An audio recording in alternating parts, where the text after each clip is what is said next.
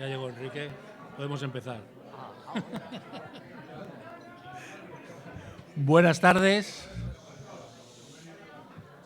bienvenidas y bienvenidos al Ateneo, a la Semana Cultural Vallecana. Para nosotros es un gusto poderos tener aquí a todos.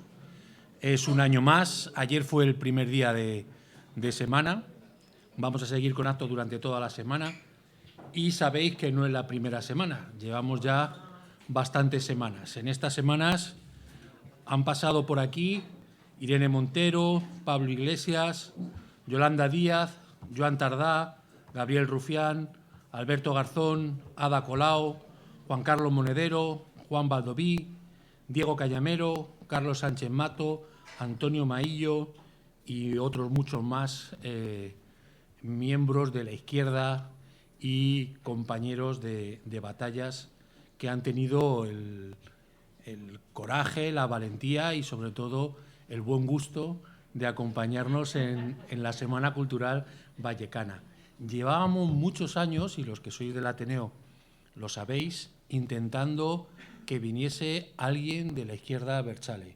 Lo hemos intentado y por muchos motivos, pero sobre todo por uno principal, pero que ya no pasa, pero antes pasaba, pues no pudo ser. Nos hubiese encantado siempre haber tenido con nosotros a Otegi, pero ha sido imposible, pues lo digo por diversas razones, siempre ajenas a nosotros y al propio Otegi. Pero ya hoy, por fin, en esta Semana Cultural, tenemos a un representante de la izquierda vasca, de la izquierda abertzale, y para nosotros es todo un honor que, además de ser un miembro de esa izquierda, además es un representante de la soberanía popular, es un diputado en el Parlamento español y eso dignifica mucho más también al Ateneo Republicano el que diputados, que por cierto también hay otro diputado aquí y le agradecemos también su visita, pues puedan participar con nosotros y debatir con lo que es el titular de la soberanía popular, que es el pueblo.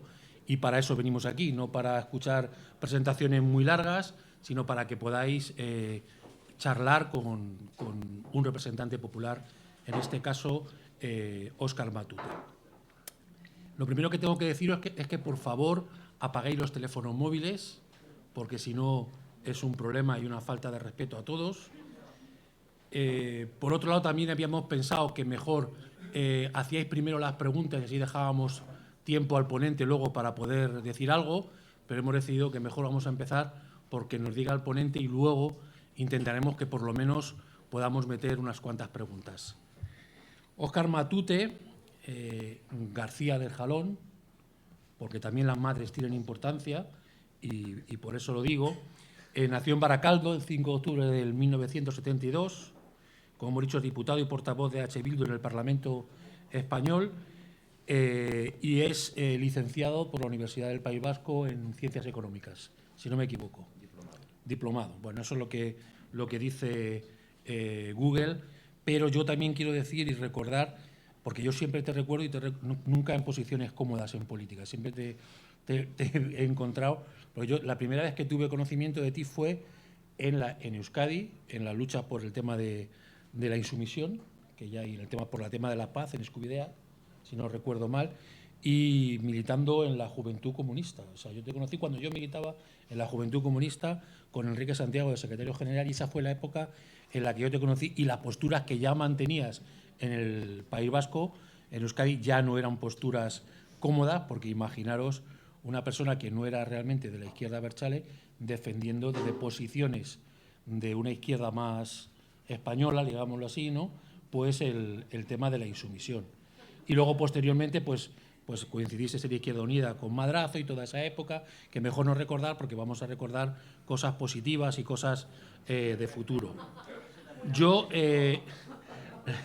tenía algunas preguntas, pero para darte paso, porque yo te dije, además hay que cumplir con la palabra, que venías aquí a hablar de lo que te diese la gana. Me dije, tú hablas de lo que te dé la gana, porque te queremos escuchar, tenemos muchas ganas y nos va a encantar todo lo que nos digas. Pero sí quería empezar por una pregunta, o por lo menos una introducción, ¿no? Que es que últimamente Consuelo Ordóñez, que es la presidenta, una señora de derechas, muy de derechas, es presidenta de Covite, ha criticado a Feijóo por intentar enfrentar a las víctimas de ETA con las víctimas del franquismo. Y también hace tiempo Vox le puso una querella a la misma Consuelo Ordóñez, que no es una Berchale, desde luego, por delito de odio, porque le dijo que estaban utilizando políticamente a las víctimas del terrorismo. Mi pregunta es muy directa, para empezar y romper el hielo, es cuál es la posición o cómo entiende EH Bildu que se debe tratar a las víctimas del terrorismo, de ETA en concreto, en el País Vasco. Y ya, a partir de ahí, vale.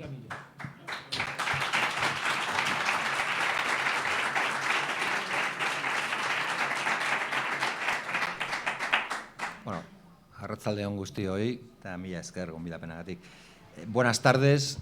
Bueno, yo arranco con la respuesta a la pregunta y luego pues os cuento lo que me había preparado para llenar, me imagino que algo de tiempo hasta que lleguen las preguntas o las reflexiones, que ya sé que aquí, como en muchos lugares, la gente es muy dada más a la reflexión que a la pregunta, pero estaré encantado de escucharlas. La posición de Euskal Herria Bildu con respecto a la violencia. Bueno, basta decir que yo creo que en esto, no siempre, pero en esto, Consuelo Ordóñez tiene razón. Y creo que tiene valor que yo diga esto, porque cuando yo era parlamentario de Ezker Batua en el Parlamento Vasco me declaró persona non grata. O sea, que no lo hago desde una amistad que no entiende de política, sino que reconozco el valor de lo que ha dicho desde la política. La posición de Euskal Herria Bildu fue nítida desde el primer momento, porque partía de una convicción y partía de una reflexión política de fondo que nos llevó a diferentes sectores de la izquierda vasca, desde la izquierda abertzale a otras izquierdas soberanistas o a una socialdemocracia independentista como era EA, a unir fuerzas.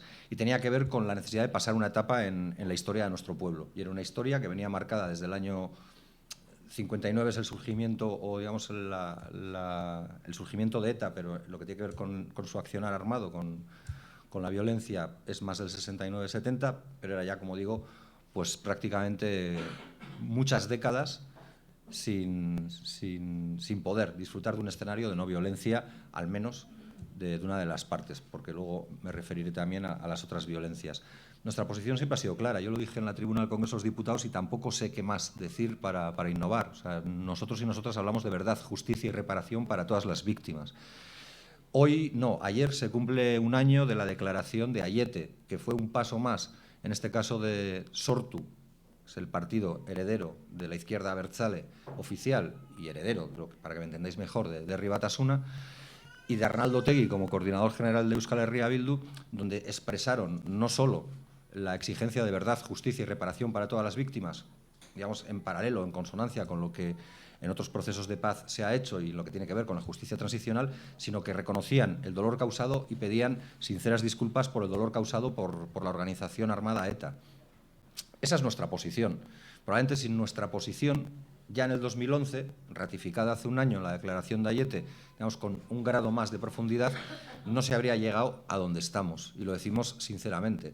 No nos atribuimos medallas, vemos que hay una carrera alocada para ver quién se atribuye el mérito del fin de ETA, pero tenemos la certeza, quienes estuvimos en esos tiempos, en el 2009, 10 y 11, preparando las condiciones para el cese definitivo de la violencia ETA y para su posterior disolución, de que el esfuerzo que nosotros hicimos, que era una exigencia y un imperativo de la sociedad vasca, también de la mayoría de la izquierda vasca, es la que dobló el brazo de una organización que tenía una inercia, que era una inercia de 50 años y que era una inercia también marcada por la clandestinidad y la persecución. Y eso, para los más viejos del lugar, lo recordarán en los tiempos de la dictadura, marca mucho el devenir y los tiempos de cualquier organización.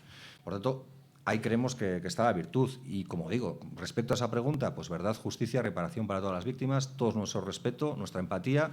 Ojalá no hubiera pasado nada de lo que pasó, pero también creo que tenemos que saber contextualizar. Y eso no significa no mostrar empatía o ser distante, sino que es contextualizarlo, porque al final quienes sentimos, llamamos la política como herramienta de transformación, sabemos que todo proceso histórico tiene condiciones y tiene realidades en las que opera y actúa. Esa es nuestra valoración, que no sé si la habré expresado muy bien o muy mal, pero es la que venimos haciendo por activa y por pasiva y nuestro pueblo conoce y sabe. O sea, muchas veces nos trasladan siempre, al final, la posición del binomio violencia-EH Bildu, para nosotros y nosotras es como una especie de salto de altura, que es esta cosa que vemos, habrá alguna afición al atletismo, pero que en general vemos todos en las Olimpiadas, porque te tragas todo lo que echan.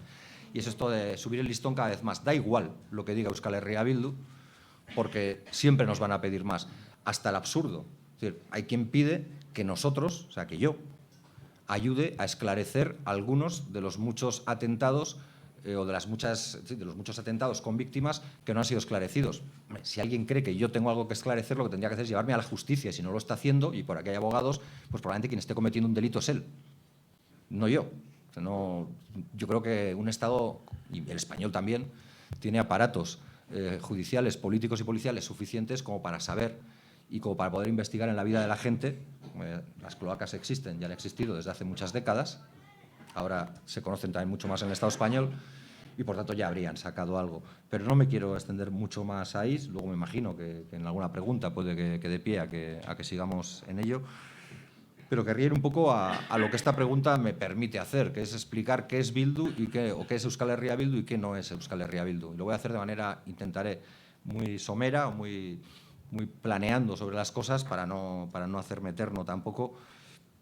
Pero yo creo que lo primero que hay que saber es que Euskal Herria Bildu es una fórmula política, es un sujeto político que nace en el 2011, es decir, cuando aquí, en Madrid fundamentalmente, que era el epicentro del 15M, estaban en la reflexión pues que llevó a la impugnación popular del estado de las cosas a través del 15M, nosotros estábamos atravesando otro ciclo que ya venía de años antes y era un ciclo marcado por la ilegalización de la izquierda abertzale.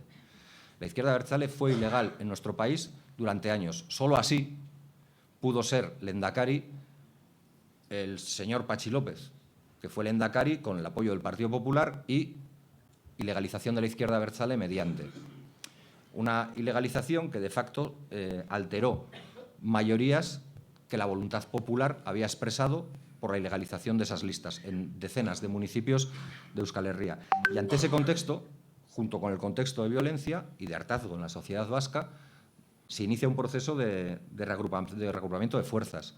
Y la izquierda abertzale, lo que era entonces Batasuna, con Eusko Alkartasuna, que es una organización nacida en el año 86 de una escisión del Partido Nacionalista Vasco, pero que había orientado o pivotado su acción hacia la socialdemocracia independentista, y algunas gentes que habíamos formado en el 2009 Alternativa, que era una formación que se reclama y se reclamaba de la izquierda soberanista vasca y de la tradición de la izquierda radical vasca en sus diferentes expresiones, desde, en castellano el MC, LCR, etcétera, incluso otras organizaciones, pues planteamos la necesaria unidad de acción. Fuimos algo tan sencillo como priorizar lo que nos une a lo que nos separa. Porque evidentemente somos de naturalezas o de reflexiones y de trayectorias diferentes, pero teníamos o podíamos anteponer un horizonte conjunto que pasaba por conseguir un escenario de normalización para nuestro país, que pasaba por superar la etapa del apartheid político contra la izquierda abertzale y que pasaba por generar una expresión de izquierdas en Euskal Herria que tuviera la rotundidad y la potencia que nosotros sentíamos en las calles y sentíamos en las plazas públicas. Ahí es donde nace Bildu. Bildu se presenta a las primeras elecciones. Bueno, primero somos ilegalizados, creo que por el tribunal, aquí me liaré un poco, pero creo que es el Tribunal Supremo, nos ilegaliza y el día de arranque de las elecciones, es decir, la noche está la pegada de carteles, a las 0 horas y 10 minutos nos llega la comunicación, creo que del Tribunal Constitucional, que nos levanta el veto del Tribunal Supremo para poder presentarnos a las elecciones y ser legales. Evidentemente, cuando alguien plantea cuánto democráticos somos, creo que somos la formación que ha pasado la ley de partidos más a rajatabla que ninguna otra. Y lo hacemos en unas condiciones difíciles. Nosotros tenemos que articular listas en 3 meses. Articulamos listas para todos los pueblos de Euskal Herria, cientos de listas para los municipios, porque eran elecciones municipales y forales, cientos de listas, y lo tenemos que hacer con un hándicap, que 30.000 personas, militantes políticos de nuestro pueblo, de Euskal Herria, no pueden ir en las listas porque la presencia de cualquiera de ellos se entendía como una presencia contaminante por haber pertenecido a alguna de las listas electorales de la izquierda abertzale en décadas anteriores y por tanto tiraría toda la lista. Y entonces, pues como solemos decir, nos montamos una especie de operación triunfo, tirando de lo que pudimos, de toda la sociedad vasca y de todos los agentes sociales, sindicales y demás que había, y montamos la coalición y sacamos pues unos resultados que en su día se calificaron como históricos. Pero como decía, nacíamos con una pretensión, y esa pretensión podemos decir que se ha cumplido. Nuestra primera pretensión era contribuir a la normalización de nuestro pueblo. Nosotros siempre hemos dicho que nacemos del pueblo y nos debemos al pueblo. Y, por tanto, lo que teníamos que hacer era responder a un anhelo mayoritario, que era que una de las violencias presentes en el escenario desapareciera como ecuación. Y no estoy hablando de la X de los GAL, estoy hablando de la violencia de ETA. Y, como todos podéis constatar, pues en meses sucesivos ETA declara una tregua unilateral y permanente, posteriormente declara su desaparición como organización armada y posteriormente hace entrega de los arsenales de los que todavía disponía. Una puntualización. En todo este tiempo, si algo nos ha sorprendido, y en esto no varía el Partido Socialista, por lo menos el que había con Rubalcaba y demás, del Partido Popular, es que era la primera vez que nos encontrábamos ante un gobierno que parecía no sentir con agrado un proceso de desaparición de la violencia de ETA. Nosotros nos mirábamos en Irlanda y en lo que habían supuesto los acuerdos de Viernes Santo y de Stormont y lo que había sido los pactos con el IRA y el papel que había jugado el Sinn Féin, y nos esperábamos encontrar algo parecido en el Estado español. Y lo que nos encontramos fue la negación. Pero creo que eso ayudó también a entender por qué Bildu hace la política de la forma en la que hace. Porque decidimos instalarnos en el unilateralismo. Decimos, bueno, no podemos abordar un proceso de negociación, no podemos llevar al Estado español a un escenario de disolución pactada, ordenada y arreglada, pero no podemos fallar a la sociedad a la que nos debemos y tendremos que hacerlo por nuestra cuenta. Y por eso se hizo como se hizo y se entregaron las armas, y a través de los artesanos de la paz de Iparralde, de la parte de nuestra nación, de nuestro país, de Euskal Herria, que está situada en el Estado francés, y se dio ese paso. Pero decía que los que nos juntamos porque nos unía más o porque anteponíamos lo que nos unía a lo que nos separaba. ¿Y qué son las cosas que nos unían? Bueno, pues que todos y todas nos sentíamos parte de una realidad nacional, en este caso la realidad nacional vasca, y la veíamos y la contemplábamos desde una perspectiva de izquierdas. Has dicho que yo militaba en las Juventudes Comunistas. Un apunte: yo no he militado nunca en las Juventudes Comunistas, sí he militado en el Partido Comunista de Euskadi. También lo aclaro, milité en el Partido Comunista de Euskadi porque el Partido Comunista de Euskadi, creo que esto no ha variado, incluía a la Comunidad Autónoma Vasca y a la Comunidad Foral de Navarra dentro de la misma organización y se llamaba Euskadi. Es decir, para la izquierda, incluso para la izquierda no abertzale o para la izquierda, llamémosla federalista o autodeterminista o soberanista, pongámosle lista que queramos para ubicarla ahí, siempre ha existido un sentimiento nacional propio. ¿Es excluyente ese sentimiento nacional? No. Yo he crecido y por eso tengo la sensación de jugar en casa, aparte porque veo a muchos amigos aquí, porque este barrio recuerda mucho a los barrios en los que yo he crecido en Bilbao y ahora en Baracaldo. Y son barrios en los que el peso de la inmigración es un peso apabullante. La mayoría de mis amigos, no es mi caso, que mi aita era navarro y mi ama alavesa, pero la mayoría de mis amigos, pues sus padres habían venido a buscarse la vida pues de lugares diferentes del Estado español. Yo nunca he entendido la identidad nacional vasca como una identidad excluyente, como una identidad supremacista. Yo he ido a Plasencia y a Aranda de Duero y a no sé cuántos sitios con esos amigos porque me han brindado la oportunidad de ir y de conocer la tierra de sus padres y de sus madres. Y yo no veo y no creo que en la izquierda soberanista independentista vasca veamos con desprecio a la sociedad española. Vemos con desprecio a la España de derechas, vemos con desprecio al Poder Judicial absolutamente condicionado y vemos con desprecio a la España que se empeña en ser digna heredera del régimen del 78. A esa sí la vemos con desprecio, pero la vemos como militantes políticos, no porque sean españoles, sino porque no nos parecen demócratas o porque no nos permiten alcanzar el espacio democrático que nos gustaría. Y ese era un elemento de identidad para conformar Bildu. El otro elemento era que teníamos que saber gestionar las contradicciones. No es fácil que 4 culturas políticas, porque antes no he mencionado a Aralar, porque Aralar se incorpora un poco más tarde al proceso de conformación de Euskal Herria Bildu, Pero, como digo, 4 corrientes políticas de la izquierda vasca, de la atomizada izquierda vasca en ese momento, pues deciden converger. Y eso no es fácil, porque tenemos a veces visiones diferentes, pero creemos que pueden ser complementarias y que podemos llegar a una síntesis. Y, por tanto, sabemos que tenemos que gestionar contradicciones. Y yo creo que eso es algo que ha impregnado también el quehacer diario de Euskal Herria Bildu. Nosotros no rehuimos los debates, nunca. Y hay debates que nos obligan a hacer movimientos tácticos y estratégicos, y los hacemos. Muchas veces se ha hablado del viraje de la izquierda abertzale, del viraje del transatlántico, se llama en la sociedad vasca, que es la posición de una izquierda abertzale enrocada en posiciones, digamos, de autodefensa, a una izquierda abertzale que sabe virar el barco para encontrarse con más gente. Y eso es algo que, como digo, nos penetra en el ADN.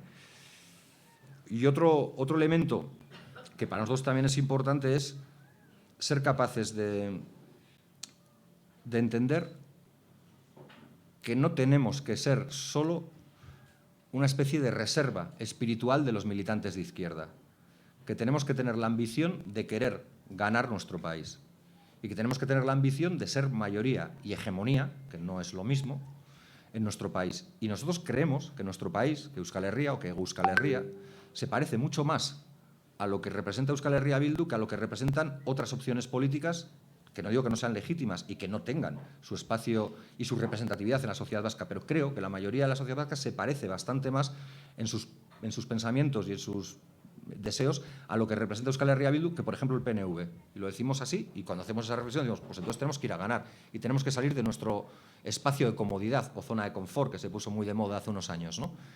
Y tenemos que hacerlo con valentía, asumiendo las contradicciones, pero sabiendo que este es un proyecto que nace para ganar, que no nace para buscar un espacio de comodidad, un lugar o reserva espiritual de la izquierda incorruptible y de la izquierda cerril de esa parte del sur de Europa y del norte de la península ibérica.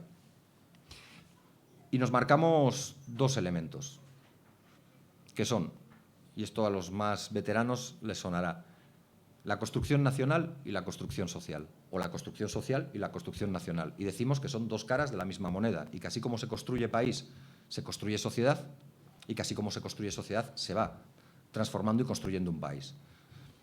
Y eso va marcando siempre toda nuestra línea de actuación. Y nos marcamos, digamos, con esa visión, con ese carril. Tenemos 3 ejes de trabajo como Euskal Herria Bildu, que son un poco los que más se ven en Madrid y que explicaré un poquillo.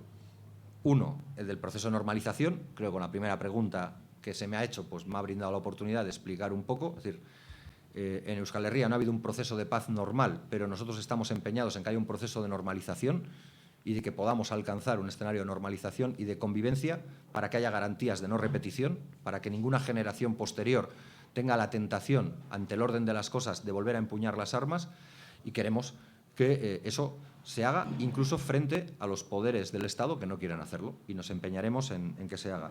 El otro elemento tiene que ver con la plurinacionalidad.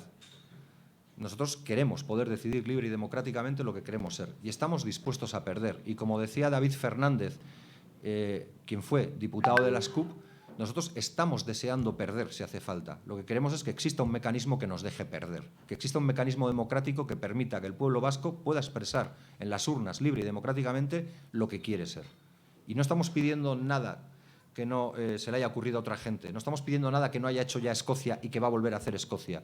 No estamos pidiendo nada que no se esté planteando, por ejemplo, en Irlanda en torno a la reunificación de Irlanda.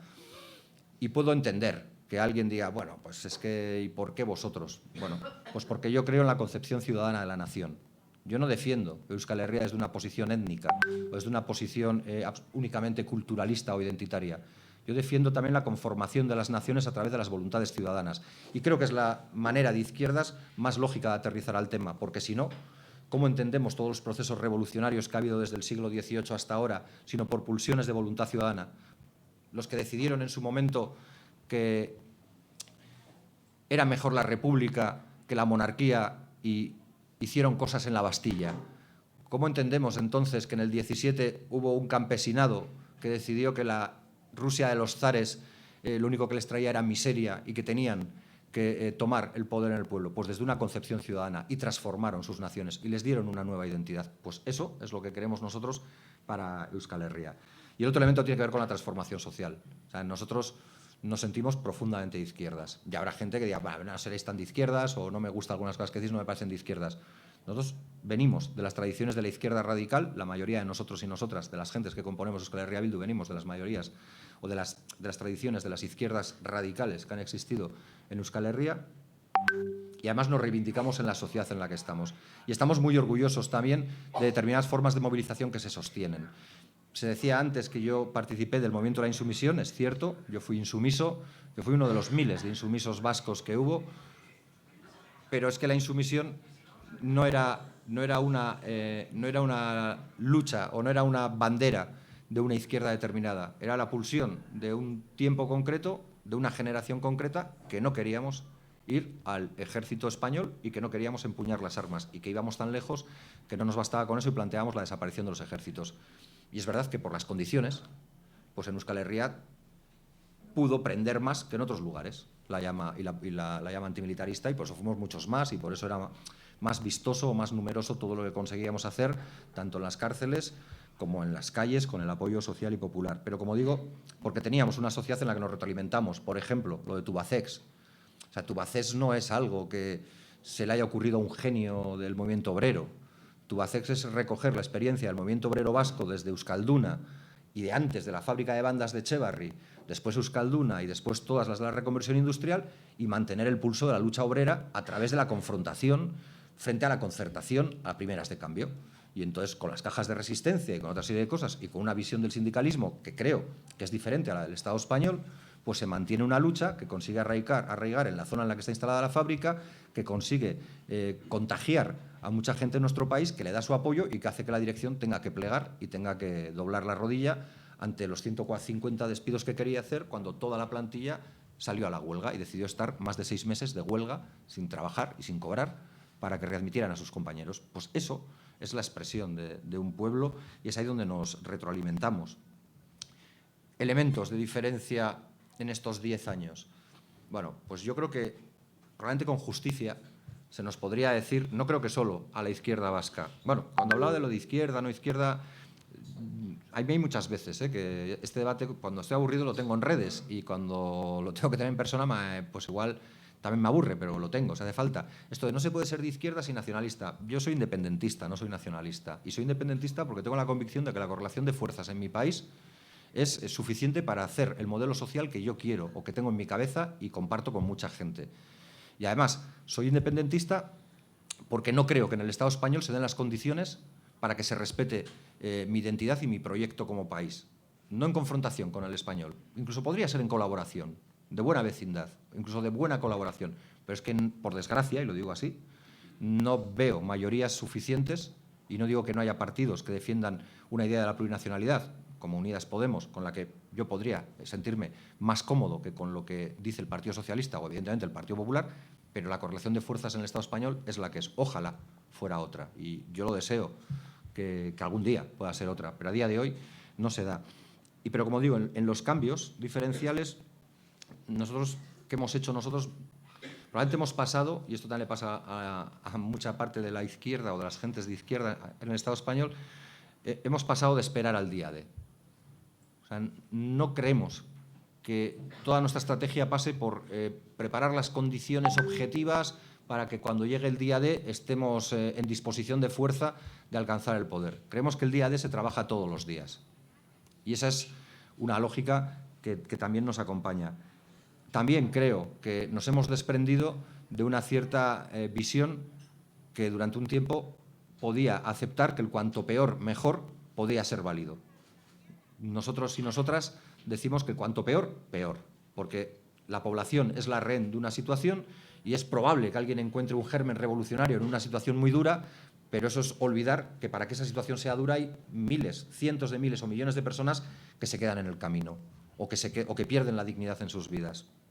Y el otro es adecuarnos al principio de realidad, que, como veréis, no es nada muy novedoso, porque esto ya lo decía un barbudo en 1800 y pico, Y que nosotros a veces, pues cuando se dan estos debates sobre quién es más de izquierdas y quién menos, decimos que bueno, vale, pues que si nos quieren llamar pragmáticos, que nos llamen, pero seríamos los del pragmatismo revolucionario.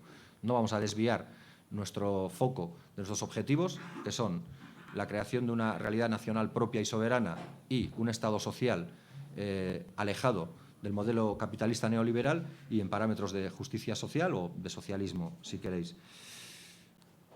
Y desde ahí establecemos también nuestras políticas de alianzas en el Estado español y en Europa. Yo cité una vez en el Congreso, y lo voy a citar igual ahora, porque como estas cosas se retransmiten es más fácil así. Yo cité a José Miguel Beñaran Ordeñana. Esta es una persona que fue asesinada por los GAL. Probablemente lo conocéis más como Argala.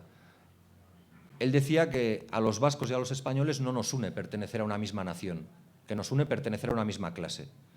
Y yo lo creo firmemente. Yo no necesito sentirme de una misma nación que quien tengo enfrente para poder luchar con él o para poder compartir con él esfuerzos en la búsqueda de horizontes mejores.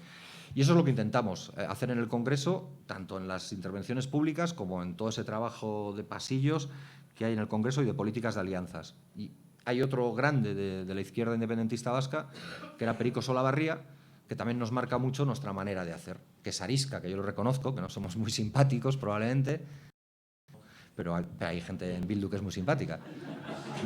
Pero no es mi caso. Que es Perico Solabarría, que decía que si no nos dejan soñar no les dejaremos dormir. Pues nosotros estamos ahí para ser el martillo pilón de sus conciencias, porque hay un montón de cuestiones que queremos que se resuelvan y no nos dejan. Y sobre todo, darle valor a la palabra. Y voy a aprovechar esto de la palabra para decir algo, y creo que hay que decirlo, porque tampoco se trata de hacer una charla solo con lugares cómodos para mí o para vosotros, intuyo más o menos por las caras, que puede ir bien y no mojarse. El valor de la palabra para nosotros es importante. Si Euskal Herria Bildu da la palabra, la cumple. Y si Euskal Herria Bildu dice que va a hacer algo, lo hace. Y si Euskal Herria Bildu le dan la palabra y no la cumplen, nosotros no acompañamos. Y eso es lo que pasó con la reforma laboral. Nosotros habíamos pactado la derogación íntegra de todos los aspectos lesivos de la reforma laboral, nos dieron la palabra, no pudieron cumplirla, la correlación de fuerzas será la que será, no sojuzgo la voluntad y la determinación de quien sí querría cumplirla, pero encontró unos límites, pero a nosotros se nos dio la palabra, no se cumplió y nosotros no votamos por menos de lo que hizo salir a cientos de miles, yo diría que a millones de personas en el Estado español y en Euskal Herria, cientos de miles, en todas las huelgas generales que hubo en la década anterior, cuando planteaban lo que planteaban con los despidos, con las indemnizaciones por despido, con los salarios de tramitación, con todas esas cosas que han quedado fuera de esta reforma laboral. Lo digo para aclararlo porque suele ser recurrente, pero bueno, que puede haber ahí como todo polémica. ¿Y qué retos tenemos en el Congreso? Porque me planteabais cuando tenía que preparar esto, no me voy a extender mucho más. ¿Qué retos hay? Pues yo creo que hay retos importantes encima de la mesa. Yo creo que la ley de vivienda tiene que salir sí o sí.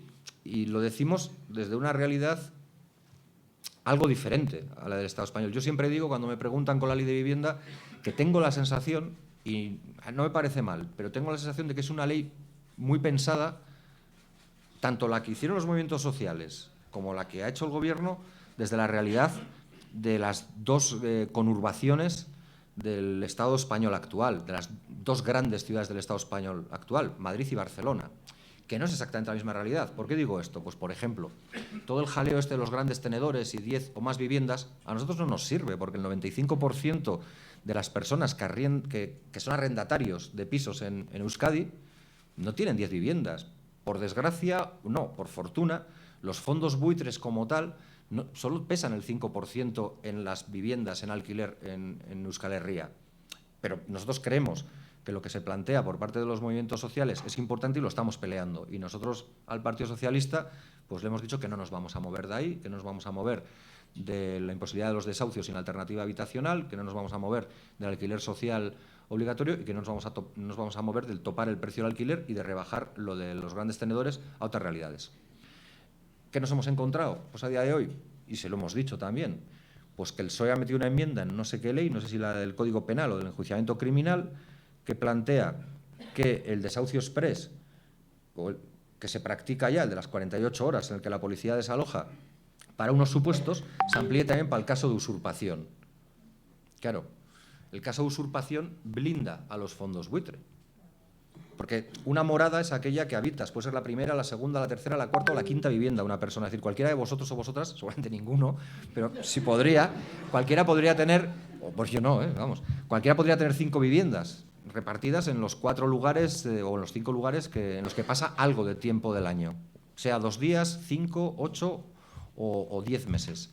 Todas serían morada y en todas ellas la ley ya es garantista para poder desalojar a esas personas sin ningún problema, solamente mostrando que esa vivienda te pertenece y que es una de tus moradas. Por tanto, hay un allanamiento de morada y, por tanto, no ha lugar a eso que te venden para vender más alarmas. Y es curioso también ver quién está detrás de Securitas, que es el tipo que le fletó un avión a Franco para venir, el Dragon Rapid, de la banca March, es uno de los propietarios de Securitas. Bueno, pero, como digo, eso ya está protegido. Claro, cuando te meten lo de usurpación, ahí ya no estamos hablando de moradas. Ahí estamos hablando, por ejemplo, de un bloque de viviendas que sea de un fondo buitre, de Blackstone o de Cerberus, donde trabaja el hijo de Aznar y de la Botella, y entonces dices, aquí no es morada, pero es usurpación de un bien. Y entonces ahí, otra vez, volvemos a la lógica del desalojo express. Y eso yo creo que es malo. Y esa es la respuesta que nos ha dado el PSOE a nuestras demandas. Por tanto, la cosa no pinta bien, pero nosotros no nos vamos a bajar de ahí y sin nuestros votos y los de los independentistas de izquierdas, pues no hay ley. Así que ahí seguiremos. Otro elemento, la ley Mordaza. Aquí está Enrique, que de esto controla más que yo, por lo que me cuenta Iñárritu, o sea que tampoco me voy a meter ahí mucho, porque yo no estoy en ella. Pero bueno, pues ahí hay escollos con el tema de las pelotas de goma y con el tema de los insultos a la autoridad. Y nosotros de ahí no nos vamos a bajar, porque es lo que llevamos planteando desde hace 10 meses, 4 años, 8 años, y yo creo que ya casi lo planteábamos cuando un vasco, porque no todos los vascos son buenos, decidió ser ministro del Interior e inventarse una ley que era la de la patada en la puerta, el inefable Corcuera. Y ahí vamos a seguir percutiendo y volvemos a decir lo mismo. Sin nosotros no hay ley, o por lo menos no habrá ley que avance en derechos. Si quieren hacerla con el PP, será otra cosa. Con las pensiones, otro tanto. Para nosotros es otro de los frentes de batalla, que las pensiones sean dignas. Nosotros tenemos un movimiento de pensionistas que nos lo recuerda todos los lunes, que no desfallece y no decae. Y nosotros nos debemos a esa reivindicación y vamos a seguir planteando pensiones dignas y una pensión mínima planteaban de 1.080, ahora con lo del IPC igual es algo más, espero que no los 1.880 que planteaba el otro día uno en la Mani, pues ya dije, hostia, me quiero jubilar mañana yo. Pero en cualquier caso, pensiones dignas y mínimo de 1.080 con la actualización del IPC. Pero creemos que hay que hacer mucho más y, desde luego, no ahondar en los fondos privados de pensiones y en la amenaza esta continua de que se va a caer el sistema de pensiones, que al final es más parte del negocio para el capitalismo. Creemos que tiene que haber una reforma constitucional, somos conscientes de que eso en esta legislatura va a ser complicado. Podemos gestionar nuestras contradicciones, pero eso tiene que ver con el carácter plurinacional del Estado español, que tantas veces se anuncia pero nunca se practica, y creemos que eso también es importante. Creemos que hay que seguir avanzando porque la Ley de Memoria Democrática es solo un primer paso. Nosotros le dimos el aval, pero solo como un primer paso. Está muy lejos todavía de lo que queremos alcanzar para que exista una ley de memoria histórica digna en este Estado, pero por lo menos se ha empezado a andar en algo que parecía imposible. Y también es que vamos bastante de cara. O sea, es que si nosotros hablamos todo el día que hay que acabar con el régimen del 78, cualquiera puede adivinar hasta dónde queremos llevar la ley de memoria democrática. Y también hay un elemento en el que estamos avanzando, pero también hay que seguir avanzando. Al principio de toda esta chapa que os estoy metiendo hablaba de las víctimas. Quiero hablar ahora de otras víctimas del conflicto, de los presos y presas, que han sufrido durante décadas una política de dispersión, que significaba castigar a sus familiares con la política de dispersión, que les obligaba a viajar cientos de kilómetros o incluso a veces miles, porque a veces había que ir hasta Salto del Negro, imposibilitándoles los más mínimos derechos de los que no les son privados a un preso, que es privado de su libertad y de algunos otros derechos, pero no de su dignidad. Y nosotros creemos que se tiene que acabar con la política de dispersión ya, que todos los presos y presas vascas tienen que estar en Euskal Herria. Y también creemos que, como se ha hecho en Irlanda, hay que tener altura de miras en la lógica de la justicia transicional para avanzar hacia un horizonte de excarcelación. Y lo decimos así. Y sabemos que esto nos puede llevar a que grandes demócratas de este Estado, como las gentes de Vox y todas esas que sacaron ahí, todos los caricatos que sacaron así en su performance esta fascista, pues se enerven. Pero lo vamos a seguir haciendo, porque todo el mundo habla, y es verdad, que es muy visual, y es muy reconocible en nuestras vidas, la violencia de ETA. Todos podemos acordarnos de atentados de ETA especialmente crueles o dramáticos, todos y todas. Quienes hemos vivido en Euskal Herria, en mi caso hasta los 41 años, desde que nací, con violencia de ETA, sé lo que es una geografía marcada por los atentados. Yo puedo reconocer y puedo pasear por calles de Bilbao y podría acompañar a cualquiera de vosotros y vosotras por calles de Bilbao y por calles de Vizcaya y de Euskal Herria, sobre todo de Vizcaya, porque es lo que más conozco, donde podría señalaros donde ha habido atentados y donde ha habido realidades duras que, como digo, nunca tenían que haberse producido. Pero hay otra orografía en Euskadi, que es la de las torturas. En nuestro país ha habido miles de torturados. En nuestro país la tortura ha sido una práctica sistemática. En nuestro país ha habido miles de personas que han pasado por prisión y que finalmente el juicio, porque entraban en prisión provisional y sin fianza, el juicio o no les condenaba o les condenaba menos tiempo el que habían pasado en prisión.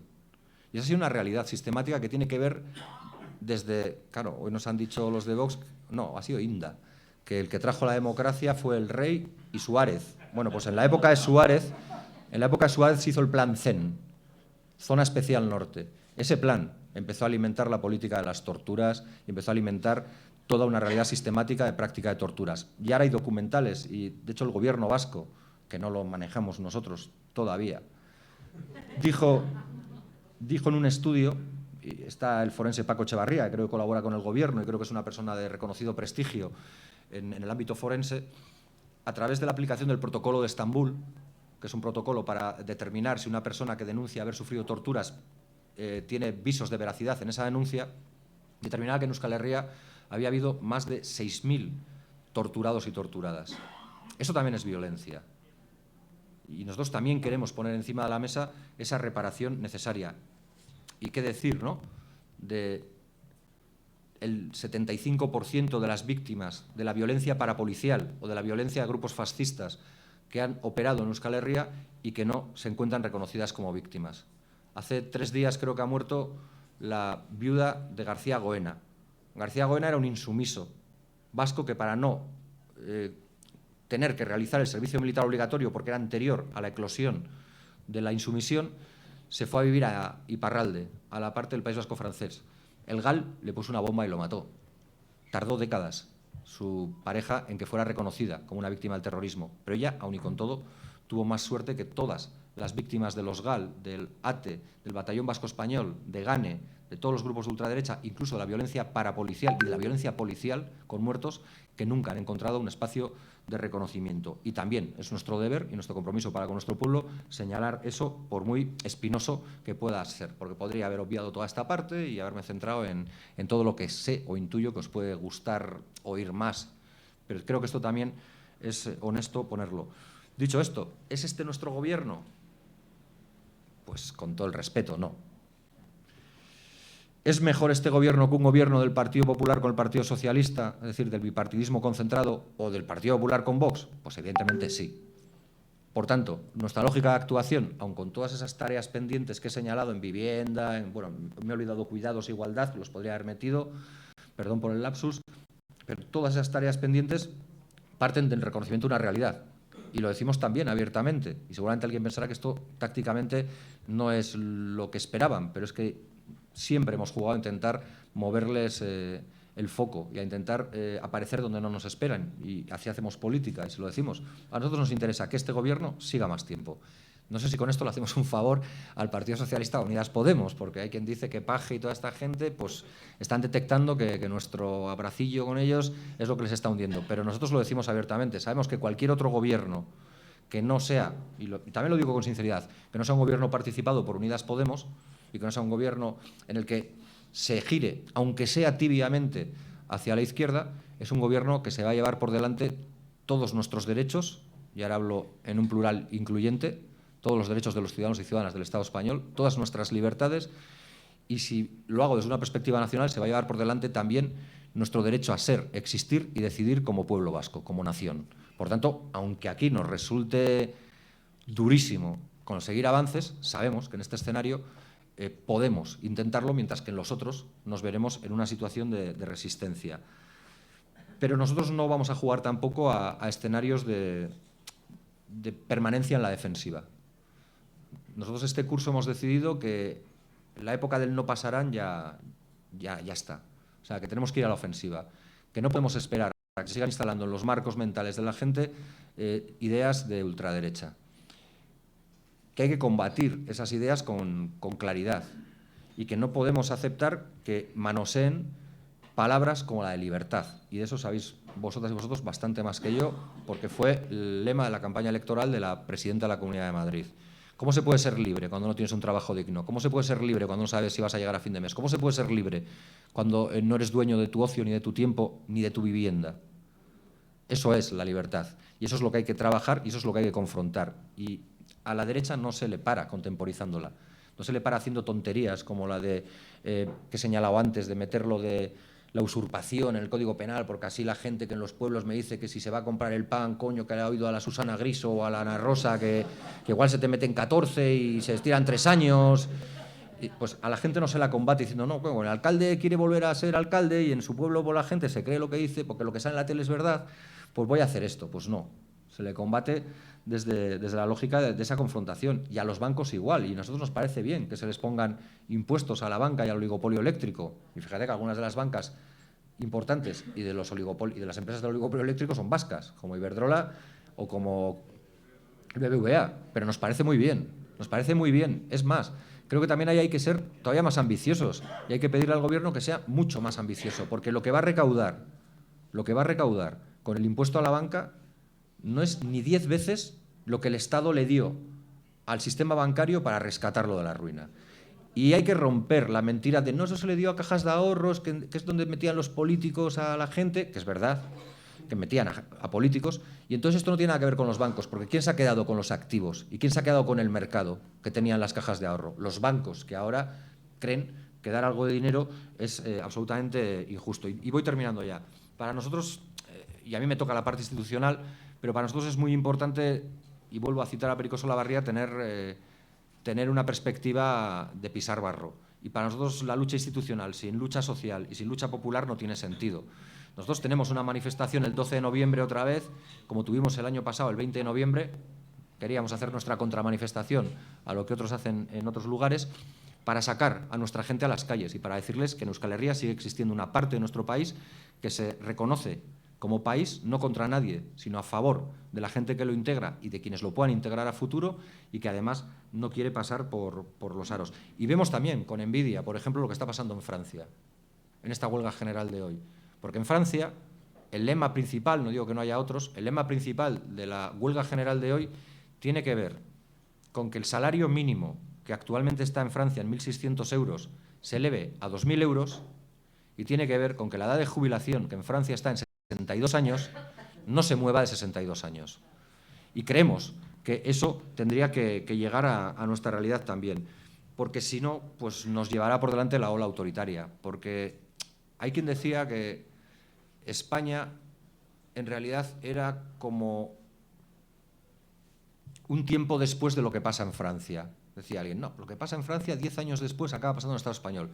Yo no sé si en Francia o en Italia, quizás por el carácter latino más, y no lo digo con sorna. Y a mí me da, porque en Italia, hace 10 años, cuando mirábamos a Italia, nos sorprendíamos muchísimo de todos los gobiernos, lo poco que duraban, elecciones continuas, mucha atomización, partidos que surgían, partidos que desaparecían. Claro, pues en el Estado español se vivían el PSOE y el PP, o Alianza Popular antes, que eran como Izquierda Unida, y ya, porque ya el CDS y todo esto, pues como ahora Ciudadanos, hay un poco al diván. Y parecía inmutable, y sin embargo eso ha llegado aquí, y ahora cada vez vemos surgimiento de partidos, desaparición de otros, y no sé si pasa o no pasa, pero cuidado con la ola de autoritarismo y de fascismo, que como digo tiene que ver con dar más derechos para la gente. Otro de los retos que tenemos es la crisis climática. O sea, no podemos obviar que nos estamos cargando el planeta y que probablemente estemos discutiendo sobre modelos más dignos para la gente, pero no haya ningún terreno sobre el que asentar ese modelo, porque no va a haber vida para nadie si nos cargamos el planeta, y hay que entrarle con mucha claridad y asumiendo las contradicciones, porque las tenemos. Nosotros venimos también de un país que tiene una cierta conciencia ecologista, que paró Lemoiz, que paró las nucleares, que ha mantenido pulsiones, por ejemplo, la autovía Irurzun-Andoain, que ha tenido una pulsión ecologista importante. Pero nosotros también tenemos que ser capaces de entender que un país que depende al 95%, y estoy hablando de lo que sería Euskal Herria, y el Estado español no será muy diferente, no lo sé, que depende al 95% de la energía que importa, nunca podrá ser un país soberano. Y tenemos que saber además que, como el planeta nos importa y como tenemos conciencia ecológica, tenemos que sustituir las energías fósiles por las renovables. Y eso significa que si no queríamos nucleares, no queríamos térmicas como la de Boroa en Amorebieta, no queríamos instalaciones contaminantes, tenemos que querer instalaciones renovables y tenemos que huir de un fenómeno que en Estados Unidos se llama el fenómeno NIMBY, que es no en mi patio trasero. Es decir, sí, lo que quieras, pero no en mi patio trasero. Bueno, pues tendremos que tener ese debate en nuestro país y tendremos que aceptar que determinadas instalaciones de energías renovables, siempre que no generen un tremendo impacto ambiental, tendremos que saber incorporarlas por esa realidad que decimos, porque es que el planeta se nos acaba y porque no hay otra historia. Y tenemos que hacerlo en un contexto cada vez más marcado por las guerras y por el turbocapitalismo, porque esta guerra, que tiene que ver con la invasión de Rusia a Ucrania, tiene que ver también con muchas otras más cosas. Tiene que ver con el Donbass en su época, y tiene que ver con el Maidán y con la primavera aquella, y tiene que ver con muchas más cosas, que es, en el fondo, la pelea por lo que va menguando de los recursos del planeta, tanto los recursos energéticos como los recursos, como las materias primas, como las tierras raras y como incluso el grano y los cereales. Y ahí es a donde nos llevan. Y nosotros, ante esa realidad, pues podríamos hacernos colapsistas, y hemos decidido que creemos que hay alternativas y estamos lanzando debates que seguramente tensionan a nuestra base social y nos hacen salir de zonas cómodas, pero que plantean que tenemos que tener una política energética que pase por receptar un 50% de producción energética nuestra, y lo tenemos que hacer con energías renovables. Y eso va a suponer pues cambiar paisajes en algún momento, pero tendremos que hacerlo o no seremos una alternativa real de gobierno. Y quien lo haga, lo hará sin control popular y sin democracia. Si tú puedes plantear que lo que se produce ahí revierta ahí y que haya un control democrático y público, yo creo que estás o estamos avanzando bastante. Y todo esto en un contexto que es como el del capitalismo, que yo no pierdo mucho tiempo porque de esto me habréis oído más veces hablar, y es que es como mi gran enemigo, y también lo digo con claridad. O sea, yo no creo que el capitalismo sea el mal en sí mismo. Yo sé que el capitalismo, para funcionar, necesita ser cruel. Por eso estoy en contra del capitalismo, pero yo al capitalismo le reconozco su naturaleza, en tanto en cuanto que es un sistema que se va retroalimentando sobre la expulsión de los sectores que no resultan productivos. O sea, no le puedes pedir al capitalismo que sea de otra manera. Lo que pasa es que no es mi sistema ni mi modelo, porque me parece que produce crueldad e injusticia en las vidas de la gente, y yo, igual ahí soy nostálgico, me muevo más por modelos o por regímenes o sistemas que tienen que ver más con los valores de la izquierda, con el socialismo y con otras cuestiones. Así que nada, ya termino, y como decía Arnaldo Otegi en nuestra conferencia política este año, y os decía antes, nosotros a todas las fuerzas que nos confrontan les hemos dicho una cosa con claridad, y es que nosotros ya no estamos en el no pasarán de la pasionaria, sino que estamos en el no nos van a parar. Y esa es nuestra voluntad y esa es nuestra determinación, y bueno, pues llegaremos hasta donde nos dejen y podamos.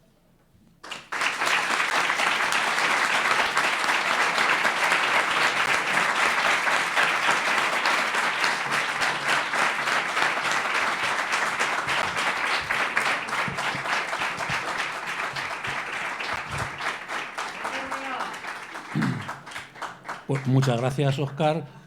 Sabíamos que merecía la pena haber esperado, y aquí lo tenéis. Nos gusta cuando te escuchamos en las redes, en las intervenciones esas que meten de 4 o 5 minutos como mucho en Twitter, en las que te peleas ahí. Además, no sé si sabes que habéis acuñado una frase, que es la de hacerse un Suárez, y que es cuando alguien te da la espalda, se pone así y pasa de ti, ¿no? Pues esa la habéis acuñado, o sea, también. Pero nos tendrían que dar un premio. Sí. El Día de las Letras, pues yo creo que nos podrían dar un reconocimiento, porque estamos fomentando la lectura, al menos la de Suárez. Sí, pero siempre está en la misma página y no avanza nada. Mi hija tiene 9 años y ya ha leído 2 libros y él sigue en la misma página. Bueno, lo dicho, muchísimas gracias por tu presencia. Yo no voy a valoraros, o sea, encantado de escucharte. Por mí podías haber seguido otra media hora, porque todo lo que has dicho es interesante, y además hemos venido y queríamos escucharte porque hemos venido para eso. Y ahora también vamos a la a la otra parte, que es también muy importante, que es la de escuchar a la gente, sus preguntas. Yo siempre os recomiendo que está muy bien todo eso que tenéis, esa intervención previa a la pregunta, pero si la hacéis, no dejamos que otra gente pregunte. Entonces es mejor hacer una pregunta y luego, si queréis, cuando estamos tomando una cerveza después, pues ya comentáis vuestra cosa, ¿no?, que tenéis ahí, que la queréis soltar. Vamos a intentar hacer 5 preguntas. Si diese tiempo haríamos más, pero en principio vamos a empezar con esas 5 preguntas. Y además es que el que levante primero la mano es el primero que va a preguntar. O la primera. Voy por esto de si queréis, ¿no? A lo mejor las mías mejor al final, que eran más, a lo mejor son un poco más polémicas. Bueno, agradecerte tu presencia aquí, Óscar. Y bueno, iba a hacerte 2 preguntas, no voy a hacer reflexión. La reflexión tendrá que ser breve, pero un poquito para que nos expliques, aunque ahora estás más en Madrid que en Euskal Herria, un poco la relación que tenéis con los gelsales. Hay algo de polémica con el tema del acuerdo último que habéis llegado sobre el tema de enseñanza, y un poco qué está pasando con ese fenómeno, que bueno, parece minoritario, pero parece que va cogiendo pulso, que es la Eusko Coordinadora Socialista. Un poco un poco el tema de la problemática de la juventud vasca y eso. Bueno, lo que puedas... Vale. ¿Más? Sí. 5 preguntas en las que, si las tenemos, si no, pues 2 y se contesta. Bueno, Óscar, muchas gracias por tu claridad. Me parece que siempre hablas claro y duro y a la encía. Decías que puedes ser incisivo, pero eso hay mucha gente que nos gusta. Entonces, es medio reflexión, medio pregunta. Yo he visto muchas intervenciones vuestras de Euskal Herria Bildu parando a los representantes de la extrema derecha y a los fascistas. Entonces, desde tu experiencia aquí en Madrid, ¿qué nos recomiendas a las organizaciones o a la gente que... ¿Qué podemos hacer un poco ante lo que se viene desde la experiencia vasca, de las organizaciones sociales y ciudadanas vascas, y desde lo que tú ves en Madrid para parar los pies a todo este fascismo que bueno, que parece que incluso se pone de moda entre los jóvenes, ¿no? Entre algunos machitos o algunos gallitos, pero bueno, en términos no solo electorales, sino en términos sociales, ¿no? O sea, desde tu experiencia, ¿qué has experimentado tú en tu vida y qué habéis hecho en Euskal Herria Bildu, que se ve que es mucho y en vuestras intervenciones siempre lo marcáis, ¿no?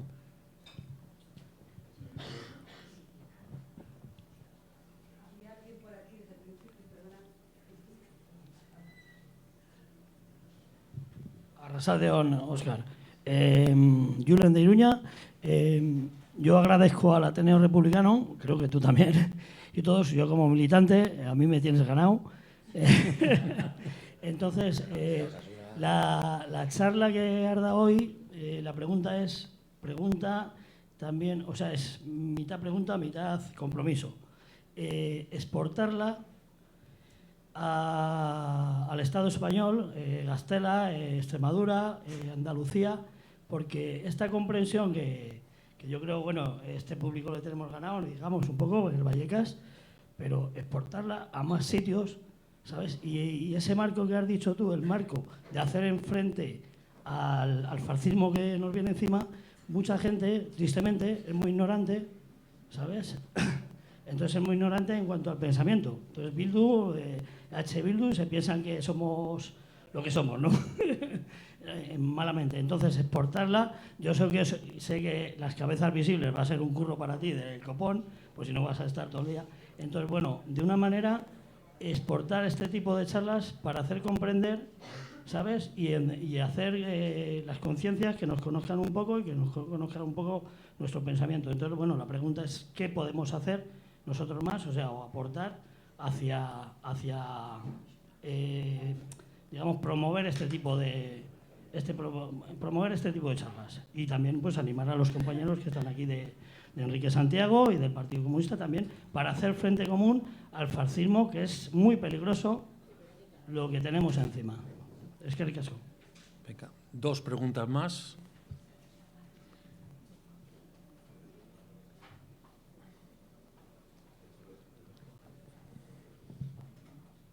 Hola, buenas tardes. Yo soy una vecina vallecana reciente, vengo de un país y de una tradición política que donde el ideario de nación es realmente unifica y cohesiona mucho, ¿no? Y se ha disputado históricamente entre la izquierda y la derecha.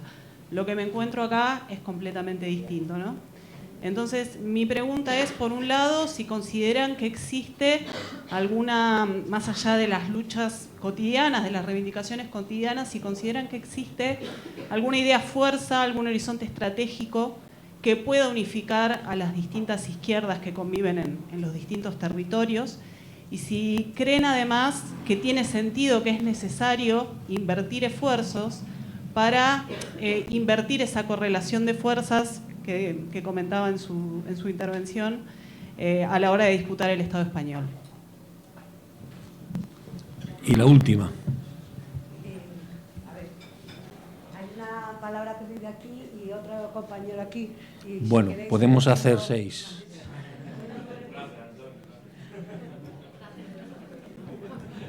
Bueno, ¿me oye? Sí. Yo nací en Basurto. Hoy vengo, aunque vivo en Vallecas y estoy anclado en Vallecas. Entonces, de todas tus intervenciones, te sigo en todo lo posible, en la televisión también. Hay algo de lo que has dicho aquí que me da un poco pena, que es que como termine el proceso de la independencia, pues dejáis solo al resto del Estado español. A mí eso me parece un poco... Acojona, acojona.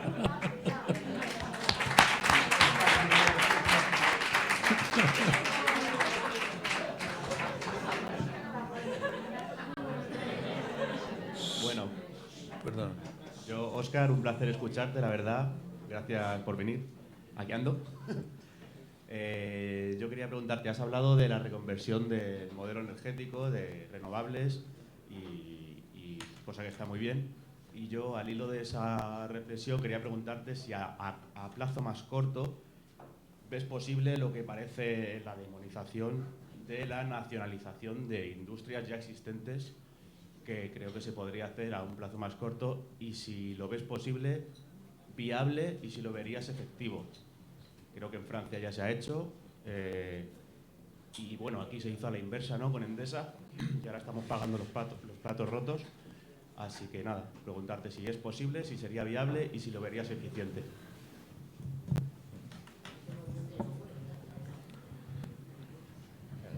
Ya está. Ya podemos. Vale. Vale, pues nada, voy por orden. Nuestra relación con el PNV. Bueno, a ver. Yo creo que no todo de vivir en Euskal Herria es idílico. O sea, yo creo que tenemos enfrente a la maquinaria electoral y al partido electoral probablemente más eficaz en contiendas electorales. Es la única expresión que no ha mutado de lo que era la democracia cristiana original y que se ha mantenido impertérrita. Yo creo que también hay que reconocerle las virtudes. O sea, el PNV siempre se sitúa en su reflexión como el cauce central de la sociedad en la que está instalado, en este caso la sociedad vasca. Y ahí es donde encuentra su posición. Muchas veces, a mí me hace mucha gracia, cuando en Madrid, pues la gente, o en las redes, dice, joder, ¿cómo nos gustaría tener un PNV en España? O qué bueno es Aitor Esteban, es brillante, tal. Yo no lo digo desde la rivalidad, tampoco yo, no sé, lo del tractor y todo esto y el grano, pues tampoco me parece a mí una aportación de primer orden al parlamentarismo. O sea, yo no veo esa virtud, pero digo que igual me ciega la competencia, ¿no? Pero claro, ¿qué es lo que, digamos, diferencia a una derecha como es el PNV? Porque sostiene un modelo económico neoliberal, porque no tiene prácticas de transformación social en su ideario, pues que gestiona la realidad que tiene. Por eso fue el primero de los partidos de derechas en el Estado español que se lanzó, y es un partido, en euskera se dice fededún, es un partido con un componente religioso importante, ya he dicho que venía de la democracia cristiana, pero fue el primer partido de la derecha, digamos, estatal, que aceptó el matrimonio entre personas homosexuales. ¿Pero por qué lo hizo? ¿Porque llegó a una reflexión o una evolución de su pensamiento? ¿O llegó movida esa reflexión por una sociedad vasca que le empujaba ahí porque ahí estaba la mayoría del cauce central? Y esto es lo que hace siempre el PNV. Por eso nosotros tenemos, desde hace muchos años, una renta garantía de ingresos. Y el PNV dice, no, la inventamos nosotros. Y dices, no, la inventó y fue así. Fue gente de la izquierda radical que montó una campaña a través de una carta de derechos sociales que se llamaba Gogoa, que planteaba que todo ciudadano o ciudadana vasca tenía que tener por parte de la administración pública vasca la posibilidad de optar a unos recursos que le permitieran mantener un umbral de dignidad en su vida. Y eso se llamó la renta de garantía de ingresos, y ahora vosotros y vosotras pues tenéis el ingreso mínimo vital como algo parecido, que está muy por debajo en lo económico de lo que es la renta de garantía de ingresos. En Navarra es la renta garantizada Navarra, que también bebe de esa misma reflexión. ¿Y qué hace el PNV ahí? Es decir, ostras, pues tengo un movimiento superpotente en Euskadi que me está planteando esto, pues me la apropio y consigo que no se salga del cauce. Entonces es complicado, porque es una maquinaria muy bien engrasada, que lleva en el poder, salvo el lapso de Patxi López con Basagoiti, iba a decir Iturgaiz, no, pero no tuvo ese mérito siquiera, con Basagoiti, de 4 años, siempre ha estado en el poder. Y su dominio es aplastante en algunos lugares de Vizcaya, por ejemplo en Bilbao, o en muchas partes de Vizcaya, no hay que negarlo. Y nosotros somos la segunda fuerza política. A la vez somos la fuerza... Nosotros tenemos más concejales en Euskal Herria que ellos, pero ellos tienen los grandes centros de poder y de decisión, tanto los políticos como los económicos. Entonces, es complicado, pero nosotros, pese a eso, siempre decimos que tampoco podemos hacer políticas de tierra quemada. Es decir, que si estamos hablando, por ejemplo, modelo energético, nosotros lo que tenemos que lanzar es un acuerdo de país y tenemos que ofrecérselo al conjunto de fuerzas políticas. Y si el PNV, porque entiende que el cauce central de la sociedad está ahí, se suma, pues bienvenido sea, porque irá todo el país a una. Que es lo mismo que cualquier proceso soberanista. Yo participé en la mesa de Lizarra, en el acuerdo de Lizarra-Garasi, yo participaba representando a Ezker Batua de Izquierda Unida, y yo estaba ahí con Herri Batasuna, o Batasuna, que se llamaba en ese tiempo, y con el PNV, y con EA, y luego con otros sindicatos y otros partidos y tal. Y dices, bueno, sí, ya sé que son de derechas, pero si yo puedo encontrar un motivo concreto, una idea concreta en la que puedo avanzar, yo tengo que sumar fuerzas, y las voy a sumar desde una perspectiva democrática con quien haga falta, pero no es una relación fácil. Planteas el tema de la enseñanza, pues yo creo que es uno de los temas de los que señalaba que a veces hemos decidido no instalarnos en la comodidad y nos generamos contradicciones. Y nosotros lo que decíamos es, la realidad vasca es una realidad algo diferente a la del Estado español, no digo totalmente diferente, sino más acentuada. Yo creo que comparte los rasgos, pero en Euskadi todavía se acentúan más. Tenemos una pirámide poblacional invertida. O sea, nace mucha menos gente que la que fallece. Luego nuestra población se va envejeciendo. A la vez tenemos un modelo educativo que es fruto de una realidad que se instaló en los años 80, que es, por un lado, la red educativa pública, la que dependía en su momento del Ministerio de Educación y luego por transferencia de los departamentos de educación de las comunidades autónomas, pero que de alguna manera viene marcado el currículum por, en este caso, el Ministerio de Educación, y a la vez teníamos una red de ikastolas, de escuelas vascas, que nacen en la dictadura, al calor de los últimos años de la dictadura, incluso algunas en pleno fragor de la dictadura, como escuelas para defender el idioma, el euskera, y que luego le dan un carácter integral. Y que tenían un carácter popular. Es decir, no estoy hablando de la escuela de la que habrán venido muchos de los orangutanes del colegio ese Aluja o no sé qué. Que no digo que no lo pueda haber en la red pública también, o cualquiera, pero o sea, no estoy hablando de los modelos de escuelas segregadas, del Opus o no sé qué. Es otro modelo que es popular porque nace del pueblo en un momento en el que no encontraban respuesta, por ejemplo, a eso. Entonces, yo estudié en un colegio público, mis hijos estudian en un colegio público, pero yo estudié en un colegio público y yo no pude acceder al euskera porque mis padres eran vascos, pero no eran euskaldunes, hasta los 13 años, hasta los 12 años, en lo que era séptimo de GB entonces, y solo con 2 horas a la semana. Que no es que el euskera sea una cosa fácil de aprender. Y esa fue nuestra realidad. Entonces, ante eso surgió esa otra experiencia. Entonces, eso es lo que nos encontramos. Y ante una pirámide de población invertida y esa realidad dual, porque es verdad que en Euskadi, en la Comunidad Autónoma Vasca, el 50% de la educación de los alumnos está en el sistema público y el otro 50% está en este sistema que se llamaría privado concertado, donde están las ikastolas y donde están también centros religiosos y de todo tipo, vamos, pero fundamentalmente religiosos. Entonces, nosotros hicimos una reflexión y decíamos que Euskadi necesita un pacto educativo como país, otra vez, y vuelvo a lo que antes decía con el PNV. Digo, pues que claro, me puedo quedar en la comodidad absoluta, decir, no, pues todo es pública y punto pelota. Aunque yo, que llevo a mis hijos a la pública y ellos estudian el modelo D íntegramente en euskera, y te lo garantiza la escuela pública, y le reconozco muchísimos valores a la escuela pública, también sé las carencias que tiene la escuela pública. Y no hablo de carencias materiales, Hablo de otro tipo de carencias limitadas por el currículum, porque no se puede hacer un currículum vasco, porque no se puede hacer un modelo educativo diseñado por y para nosotros y nosotras.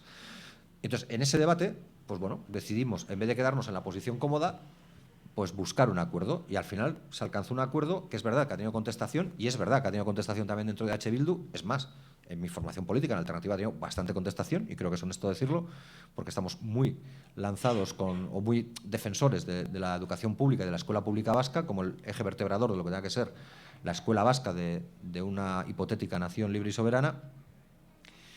Pero al final el acuerdo alcanzó a todos los partidos políticos menos a PP y a Vox, porque castigábamos a unos colegios del Opus Dei, porque colegios de chicos y de chicas, que todavía los hay, que se estaban llevando pasta a través de la concertación.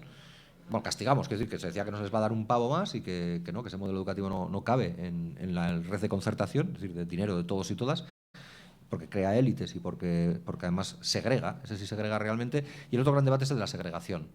Al final se suele decir que al final las escuelas concertadas, y ahí da igual cuál, segregan porque ponen una política de cuotas que hacen que mucha gente de estratos sociales más bajos no pueda acceder a ello. Es decir, pues porque el comedor no está topado y entonces ahí te meten, porque el transporte no está topado y ahí te meten, o porque te ponen una cuota mensual por materiales extraescolares que no está topado y ahí te meten. Y entonces ahí hacen la segregación entre la gente humilde y que suele ser gente... Bueno, hay de todo, pero que la mayoría de la gente que viene a nuestro país, pues lógicamente, como viene a buscarse la vida, tiene un empezar humilde.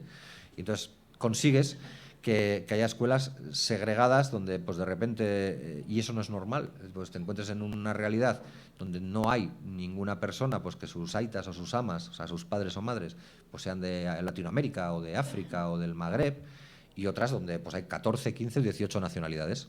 Claro, yo vivo en Baracaldo, en el colegio de mis hijos hay 16 nacionalidades, porque hacemos unas jornadas anuales de, bueno, pues, arroces del mundo, una cosa de estas, y hay 16 nacionalidades, y todos están estudiando en modelo D, en euskera y tal, y sin embargo en Castolas, que están cercanas, no hay.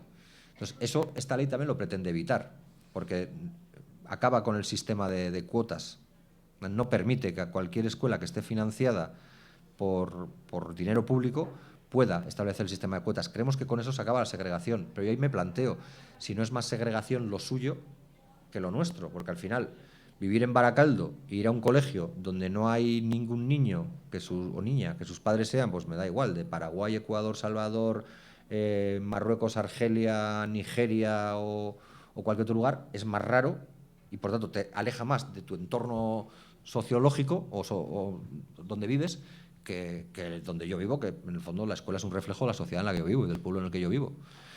Y entonces ese debate está abierto y ahora está todo el debate con el anteproyecto de ley y tanto Unidas Podemos como Bildu pues han señalado que lo que ha salido como anteproyecto de ley no les termina de convencer porque no recoge o porque no expresa taxativamente esto que estoy diciendo de no financiar claramente a los centros que hagan este sistema de implementación de cuotas para quitarse, digamos, pues alumnos que igual no quieren o lo que sea, y ahí está abierto el debate y supongo que tendremos todavía jaleo. Y la otra pregunta era de GKS, se llama GKS, Gaste Coordinakunde Socialista, creo que es. A ver, GKS nace hace ya unos años, no sabría decir exactamente los años, pero hace ya unos años, y nace fundamentalmente de sectores que antes estaban englobados dentro de lo que se llamaba el MLNV, el Movimiento de Liberación Nacional Vasco, que tenía como diferentes enfoques. Tenía el enfoque sindical a través de LAB, tenía un enfoque estudiantil a través de Ikasle Abertzaleak, tenía un enfoque internacionalista a través de ASCAPENA o comités internacionalistas, o tenía enfoque feminista con Egizan y otra gente. Cuando se decide el cambio de estrategia, hay una parte de algunos, bueno, hay diferentes sectores. Antes que GKS estuvo ATA y algunas otras expresiones que ya decidieron no participar de Bildu porque, bueno, no sé cómo decirlo, pues porque no entendían que la apuesta que íbamos a hacer era mejor que la apuesta que se estaba haciendo hasta ese momento del surgimiento de Bildu. Y eso se notó fundamentalmente o digamos, donde más raigambre y más fuerza cogió fue en el sindicato de estudiantes, que era Ikasle Abertzaleak. Y de ahí, fundamentalmente, no digo solo de ahí, o sea, tampoco si alguien ve esto, no intento ser objetivo, de ahí fundamentalmente es donde coge fuerza y cuerpo GKS. Y es verdad que ese fenómeno pues se está expandiendo a más lugares, ya hemos visto que en CUP o en las CUP también les ha pasado con determinadas secciones de Arran, sobre todo en el País Valencià, y veo que, y sé que en Madrid han hecho un encuentro, pues no sé si aquí, o sea, no digo aquí en este local, pero no sé si en Vallecas o donde, hace poco del encuentro socialista, y se está promoviendo una cierta reordenación de un espacio. Bueno, yo no les veo como enemigos. No sé si esto es recíproco, por lo menos para con Bildu, pero yo no les veo como enemigos. Yo sí que creo que su apuesta no es la acertada. O sea, creo que su apuesta se parece más a lo que no quisimos hacer en el 2011, que era situarnos en una zona de autorrefugio, de esencias, de que nadie nos diga nunca que no somos la vanguardia de la vanguardia, que otra cosa. Pero antes se me ha olvidado decirlo y lo digo ahora. Es que Euskal Herria Bildu, cuando todos los estudios estos que hace, no solo Tezanos, sino pues hay una cosa que se llama el Euskobarómetro, otra que se llama el Deustobarómetro, el Gabinete de Prospecciones Sociológicas del Gobierno Vasco, estos estudios tochos que hacen, donde te preguntan por un montón de cosas, siempre, cuando a la gente le preguntan dónde se sitúan ellos en la escala de 1 a 10, siendo el 1 extrema izquierda y el 10 extrema derecha, la población vasca se sitúa entre la inmensa mayoría entre el 3 y el 5. Casi diría que entre el 3 y el 4,5, o entre el 2,5 y el 4,5. Pero cuando le preguntan a los votantes de Bildu se sitúan en el 2. Y cuando le plantean dónde ven a Bildu en esa escala dicen que en el 2. Y es el partido que se sitúa en esa escala más a la izquierda de todos. Entonces, ¿para alguna gente eso no es suficiente de izquierdas? ¿O para la gente de GKS eso no es suficientemente de izquierdas? Bueno, pero es que yo quiero, y esto lo dice Gabriel Rufián y estoy de acuerdo con él, yo ya he perdido muchas veces y la épica de la derrota no voy a decir que no le pilla el gustillo, pero es que quiero saber qué es ganar y quiero saber que mi proyecto político no nace de mi deseo de evadirme de este mundo cruel e injusto y planear en mi cabeza mundos mejores, que nace de mi capacidad y mi posibilidad, no la mía, la de los miles de militantes de H. Bildu, para transformar la realidad. Es decir, yo no me imagino que cuando Marx o Lenin o Engels o Bakunin o otra gente definía sus posiciones, desde el anarquismo al comunismo, las que fueran, lo hacían para que fuera una actitud ante el mundo, sino para que fueran palancas para cambiar el mundo. Y yo creo que para cambiar el mundo necesitas mayorías. Y como no creo en los días de los que he hablado antes, es decir, no creo que un día me despierte y digamos, en el efecto inverso al 23 de febrero con las marchas militares, yo me encuentro ahí con música revolucionaria y alguien me diga que hay que salir a la calle porque la revolución ya ha empezado, pues creo que es más útil la estrategia Euskal Herria Bildu. Y luego creo, y termino, que hay un elemento que a mí personalmente me preocupa. Yo vengo de mi propia vida militante, de mi propia perspectiva militante, pero el antimilitarismo me marcó mucho. A mí, pero me marcó mucho el feminismo también, o me ha marcado y me sigue marcando mucho el feminismo o el ecologismo. A mí esta lectura que determina que la extrema derecha nos está ganando posiciones porque nosotros estamos abandonando lo que de verdad le importa a la gente y que la única contradicción es la de clase, y mira que yo defiendo la lucha de clases, pero que la única contradicción es la de clase y que todo lo demás son inventos o distracciones, me parece un retroceso de 40 años en la reflexión de la izquierda de este país. Es que, según esa reflexión, todo lo que ha hecho el movimiento feminista no tendría demasiado sentido. Todo lo que ha hecho el movimiento ecologista no tendría demasiado sentido. Yo defiendo más el socialismo multidimensional. Defiendo que todas las luchas tienen que estar en pie de igualdad. Y creo que el socialismo, por lo menos el que aquí se intentó, o el que se defendió, o se intentó vertebrar, tiene limitaciones, porque se hizo en un tiempo concreto, en una sociedad que ha mutado y que ha variado. Y que, por ejemplo, no recoge fenómenos nuevos como el del precariado, por llamarlo de alguna manera, dentro de todo ese proletariado que se encuentra en las capas más bajas de la sociedad. Y creo que no recoge la digitalización de la economía y la tecnologización de la economía. Y creo que el feminismo aporta cosas también, de las que estaba muy cojo, toda la perspectiva de clase y obrerista. Y creo que el ecologismo también la recoge, porque no se trata de buscar una lógica productivista pura, que es la que buena parte del movimiento obrero defendía durante décadas. Yo, cuando era insumiso, me acuerdo que las primeras peleas que teníamos era con los sindicatos porque planteamos que había que cerrar las fábricas de armas. Decían, joder, pero eso nos deja en la calle. Digo, no, transformar, hacer otras cosas. Pero yo creo que todas las luchas y todas las identidades han generado una identidad más poderosa para la izquierda. Y cuando la extrema derecha lanza esos señuelos y dicen, es que están distraídos, no están en lo que le preocupa a los españoles de verdad, tal, nos están engañando. Y cuando hay cierta izquierda que entra a ese juego, a mí me parece que no es la respuesta inteligente. Y yo así lo veo. Luego, otra pregunta era con las recomendaciones para parar a la extrema derecha. A ver. No. No, lo quiero hacer con mucho respeto. O sea, es que nosotros lo hemos tenido fácil. O sea, yo no puedo recomendaros, y menos en Vallecas, a la gente como para la extrema derecha cuando Carlos Palomino era de aquí y cuando aquí ha habido un montón de gente que ha seguido manteniendo viva su memoria y ha seguido parando a la extrema derecha y jugándose el tipo.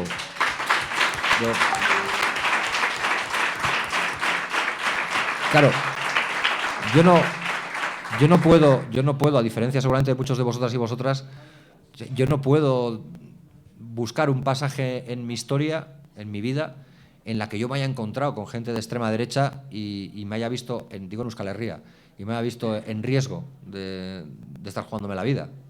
Es que Euskal Herria nunca ha sido espacio para la extrema derecha. Entonces, eso es comodidad.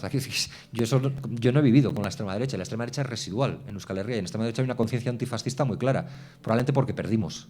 Porque fuimos los que perdimos la guerra civil. Porque en Euskal Herria la derecha, y eso es otro rasgo de diferencia de la derecha vasca con la española, la derecha eligió el bando republicano.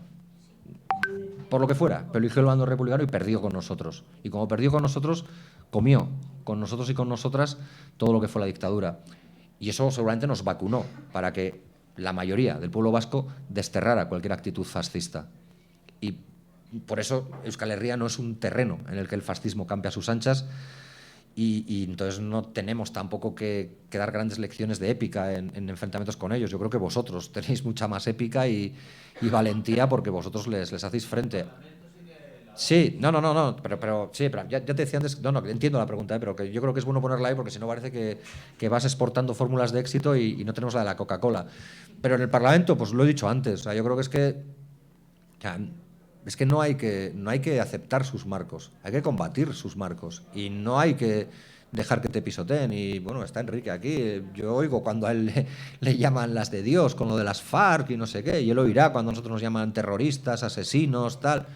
Pero es que a mí me dan igual. O sea, a mí me ha elegido gente que no les quiere ver ni en pintura y han elegido a uno que no les quiere ver ni en pintura. Entonces yo voy ahí a confrontar y no te tienes que arrugar. Tampoco son tan valientes. O sea, son muy valientes en manada. O sea, cuando están ahí arriba en la grada, supongo que cuando están en la calle gritan mucho, pero luego si les intentas desmontar con la palabra, pues tampoco tendrán mucho que hacer. Así que yo creo que es eso. O sea, no aceptar sus marcos discursivos y pasarles por producción. Con el BOE o con lo que haga falta, pero basarles por producción y que se coman la sociedad en la que a ellos se les dan derechos que ellos jamás darían en la sociedad que quieren instalar. Y esa es la historia. Luego con lo de la charla, lo de exportar la charla a otros lugares, bueno, pues si no... yo aquí estoy encantado, juego como en casa, seguramente que en otros lugares no es tanto. Yo en Zaragoza tuve que salir por piernas. Porque estaban los ligallo, con los de la camiseta, el equipo que llevas, no os lleváis muy bien, los Indalgorri con los ligallos. Por eso, y tuvimos que salir por piernas. No, pero nosotros no tenemos ningún problema. Es más difícil que Arnaldo Otegi, como decíais al principio, venga aquí o a cualquier lugar. Arnaldo Otegi ha venido muchas veces a Madrid y muchos dirigentes de la izquierda abertzale histórica han venido muchas veces a Madrid, pero no han venido para motivos gratos y no creen que fueran bien recibidos en el contexto general de la ciudad, no en este lugar. Y yo creo que eso les frena mucho, pero bueno, pues os tendréis que conformar con los teloneros que sí que vamos a estos sitios y haremos lo que podamos, pero vamos, que si hay oportunidad no tenemos problema. De hecho, me invitaron a Málaga a unas jornadas sobre la desbandá, porque les cité una vez, o cité el caso de la desbandá, y me habría gustado ir, pero yo creo que nos pillaba con algún jaleo en el Congreso y no ha sido posible, pero bueno, si no, siempre intentamos. Y luego me planteaba aquí el paisano Basurto lo de qué pasa, que es una faena, que si nos independizamos os dejamos solos. A mí me gustaría encontrarme con ese trance doloroso para intentar gestionarlo, pero creo que nos va a costar. O sea, yo creo que yo soy insistencialista, como decía el Carri, que era un momento por la paz y el diálogo con Euskal Herria, decía que ellos eran insistencialistas, porque insistir. Yo voy a seguir insistiendo, pero me parece que esto va para largo, o sea, que no te preocupes, porque a lo mejor convivimos mucho más tiempo del que yo desearía y ahí estamos peleando por cosas juntos. Y luego con lo del tema del modelo energético, yo creo que tú has planteado cosas interesantes. Yo creo que se pueden hacer, bueno, no es que se puedan, es que estamos obligados a hacer muchas cosas. Estamos obligados a decrecer. Probablemente, siendo sincero, no puedes solo apostarlo todo al decrecimiento, porque no te lo compra nadie, porque a la gente cuando le digas que solo puede encender la luz 3 horas al día, que el móvil no lo puede cargar no sé qué, es decir, es que los sacrificios que implicaría un decrecimiento, digamos, una apuesta basada para parar o para frenar el cambio climático solo en el decrecimiento, no encontraría apoyo social y popular, porque nos obligaría a un nivel de sacrificio tal que además colapsaría en muchos casos. Estamos hablando de hospitales, es decir, estamos hablando de una cosa seria. Entonces, creemos que hay que decrecer y por eso nosotros no perdemos un minuto. O sea, nos parece bien todas estas campañas de reducción de los porcentajes, las calefacciones, todas estas cosas. Es que hay que hacerlo. O sea, puede ser más o menos impopular, pero hay que hacerlo. Pero es verdad que ahí tienes un límite también, que es el de decir, hostia, no lo voy a poner tan fácil al populismo de derechas para que me triture con esto. Que nosotros experiencias ya tenemos. Nosotros gobernamos en Guipúzcoa en el 2011, se nos ocurrió hacer un sistema de recogida de residuos selectivo que se llamaba el puerta a puerta, y el PNV, no solo el PNV, pero el PNV y la derecha nos montó una campaña porque a la gente le obligábamos a sacar la basura, el pescado, no sé qué, pues 3 días a la semana y que te miraban la basura y no sé qué, y nos ganaron las siguientes elecciones. Probablemente no solo por eso, pero eso influyó mucho. Entonces, o sea, yo creo que hay que saber en qué terreno jugamos. Por eso hablaba antes del principio de realidad. Vivimos en una sociedad consumista, cada uno de nosotros y nosotras, incluso aunque tengamos los más nobles ideales, albergamos vicios consumistas, y yo el primero, y tenemos que saber jugar con eso para, con mucha pedagogía y con una batería de medidas, poder avanzar hacia nuestros objetivos. Y yo creo que hay que decrecer, sí, pero hay que apostar por un nuevo modelo energético. Y ese modelo energético pasa por las renovables, pasa por el autoconsumo y pasa también por la generación de instalaciones de energías renovables que tengan carácter público. Porque tú hablas de la nacionalización, y es verdad, se suele citar mucho en los debates, pero claro, al final el plan que plantea el gobierno para renacionalizar, no para renacionalizar, sino para volver a tener un sector público, te lleva al 2050. Y es a través de pequeñas centrales hidroeléctricas que van terminando sus licencias de explotación y que se va quedando el Estado. Si el gobierno es de izquierdas, porque a saber dentro de 10 años, ¿no?, quién puede estar gobernando o quién puede pensar el que esté gobernando.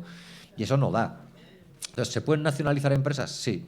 Pero yo creo que eso hay que seguir reivindicándolo y peleándolo, y yo creo que las cosas se van a poner bien gordas como para que eso tenga más sentido, y entiendo que no será fácil, porque al final eso es un poder transnacional. O sea, es que ya desde cuando estábamos con la campaña del TTIP y los acuerdos de libre comercio y los TLC y demás, ya veíamos que ahí había un entramado que sustraía poder y capacidad de decisión a través de su soberanía a los estados y se la quitaba, y si se la daba a esos tribunales independientes de las transnacionales que pueden triturar a cualquier estado. Es que el ejemplo más claro, que es una salvajada desde mi punto de vista, es el del señor ese, que es el presidente del Real Madrid, con Castor, y cómo por el lucro cesante le ha metido un puerro al Estado español, que le ha sacado miles de millones por lucro cesante a través de unos tribunales independientes y demás.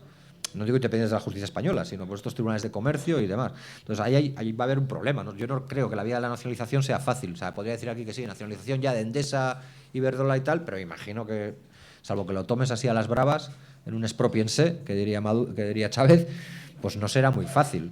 Entonces, bien, creo que va a haber caldo de cultivo para que esos mensajes calen más y podamos avanzar posiciones y podamos debilitar su prepotencia, la del oligopolio eléctrico, y obligarles a hacer cosas que no quieren hacer. Creo a la vez que todo lo que haya que hacer en renovables hay que quitárselo al oligopolio eléctrico, y tienen que hacerlo empresas radicadas en los territorios y con control público. Ese es el debate que estamos teniendo en Guipúzcoa ahora, con una empresa noruega que es pública, se llama Statkraft, que nos plantea la posibilidad de hacer parques de renovables en Guipúzcoa, y nos garantiza que el control en un 80% mínimo sería público y que todos los beneficios revertirían sobre el territorio guipuzcoano y no se irían a otros lugares. Eso no te lo hace ni Endesa, ni Iberdrola, ni EDP, ni Gas Natural. Y por lo tanto yo creo que por ahí hay una vía interesante, salvando la lógica del respeto a las evaluaciones de impacto ambiental y demás, pero que por ahí hay que hacer algo. Y luego, sí, y se me planteaba también qué marcos de encuentro, ideas, fuerzas podríamos encontrar con esto del concepto de la nación. Yo entendí cuando Podemos, sobre todo en el año 2015 sería, por ahí, 2015-16, le disputaba el concepto de la nación a la derecha, y hablaba de España, y cuando se planteaba incluso llevar banderas rojigualdas, tal. Yo, a ver, desde Euskadi sonaba raro de narices.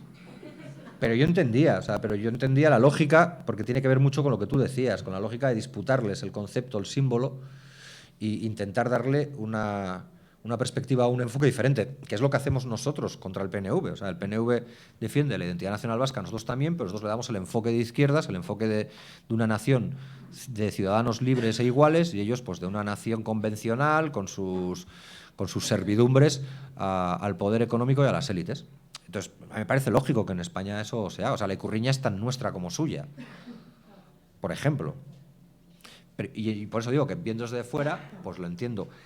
Pero, claro, en Euskal Herria eso no va a colar, o sea, no va a cuajar bien. Y en Cataluña entiendo que tampoco, porque, claro, el 1 de octubre no fue en el siglo XIX y todavía estará muy, muy prendido en su memoria. Y habrá otros lugares donde no prenda. Y yo qué sé, también por el carácter republicano, ¿no?, de la izquierda española. Pues al final, por el propio símbolos, disputar los símbolos, pues la bandera rojigualda, pues supongo que aquí, más que en ningún sitio, y en este Ateneo más que en ningún sitio, pues la tricolor tendrá preferencia, y es lógico, por cómo se instaló una y cómo se quitó a la otra, ¿no?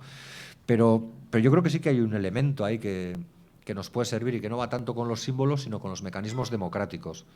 En una nación libre, una nación al servicio de la ciudadanía, es una nación que permite a sus ciudadanos ser libres y que permite construir colectividades libres. Nosotros creemos mucho en el ser común, no solo como personas de izquierda, sino porque además, hurgando en nuestra tradición, la tradición del pueblo vasco, pues te encuentras con la figura de los Ausolán, que sería algo parecido a lo que en Marinaleda hacían con lo de los Domingos Rojos.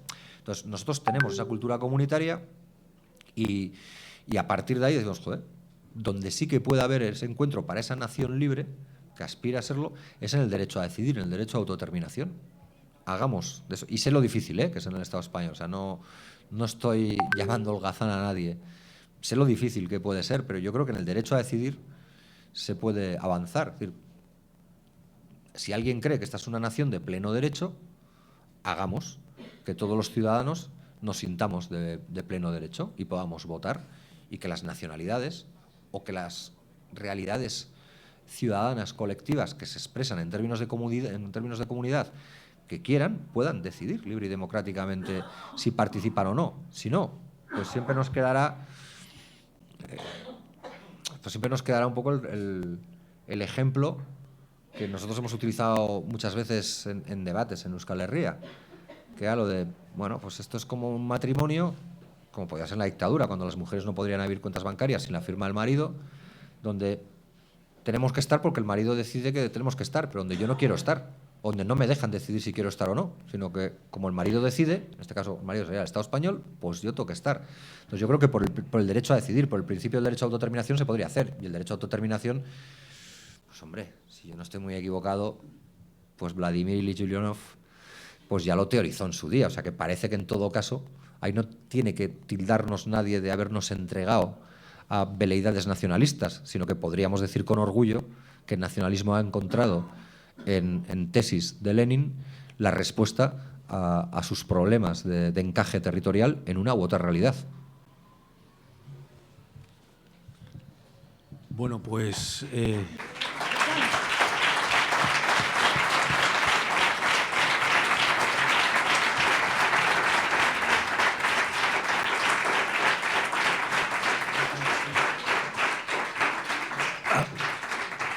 vamos a hacer una excepción y vamos a dejar hacer una pequeña manera así con un gesto.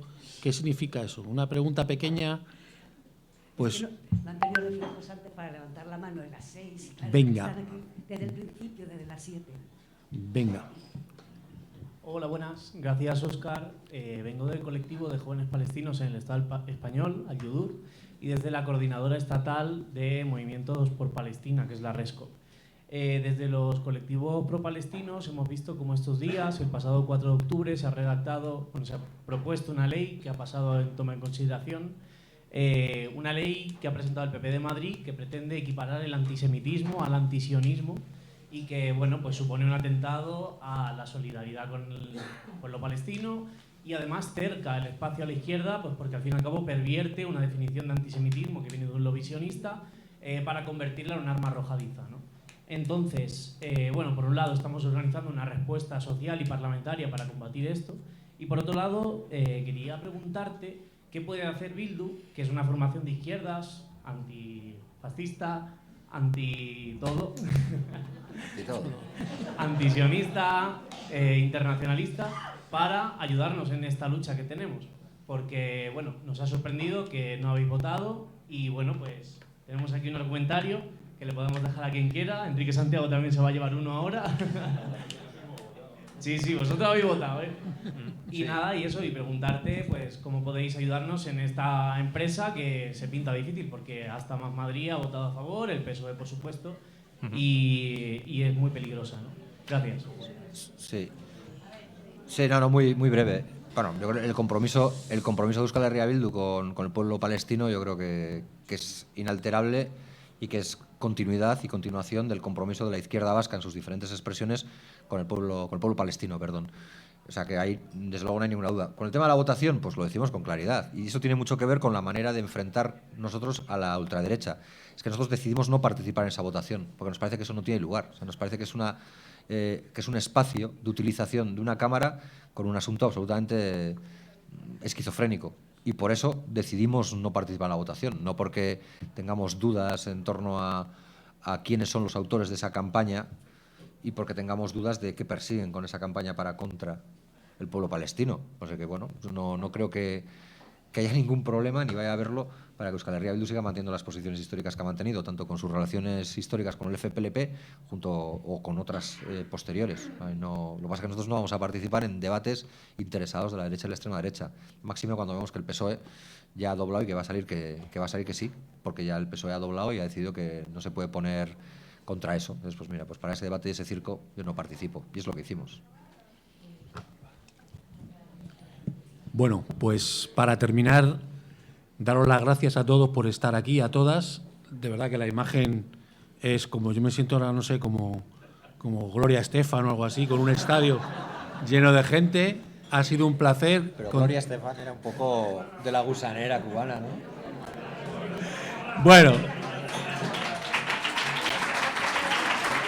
De la Rosalía, me he sentido como Rosalía. Tran. Quiero decir una cosa importante. No es un agradecimiento, pero es para que lo tengamos en cuenta. Todo esto sale porque hay un trabajo militante de los compañeros del Ateneo. Hay unos compañeros que han estado transmitiendo en directo, que luego se lo podéis decir al resto de gente, si os ha gustado, que entren en YouTube para verlo. Ha habido otro compañero allí que ha estado con el sonido, importantísimo, no podíamos escuchar, los compañeros que están en la barra, los compañeros que han hecho el cartel, los compañeros que están en la programación de todas las semanas, se reúnen para seguir programando cosas y han programado esta Semana Cultural, y lo que es más importante de todo, porque además sabemos que seguramente el alquiler lo van a subir. Os pedimos a todos que hay unas fichas, que los que no sois todavía socios del Ateneo os apuntéis a esas fichas. No tenemos subvenciones, Maduro no manda dinero para acá y Xi Jinping todavía no lo manda. Por lo tanto, depende también de vosotros que el Ateneo pueda seguir haciendo semanas culturales, y esperemos que no muy lejanas semanas culturales pongamos tener entre nosotros aquí en una jornada de esta Semana Cultural a un lehendakari o a una lehendakari y pueda contarnos el proyecto de Euskadi para ese momento.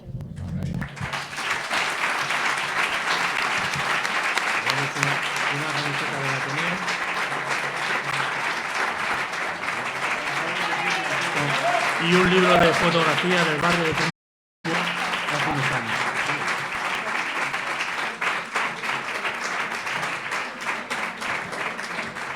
Aquí saldréis alguno, estáis por aquí, ¿no? Sí.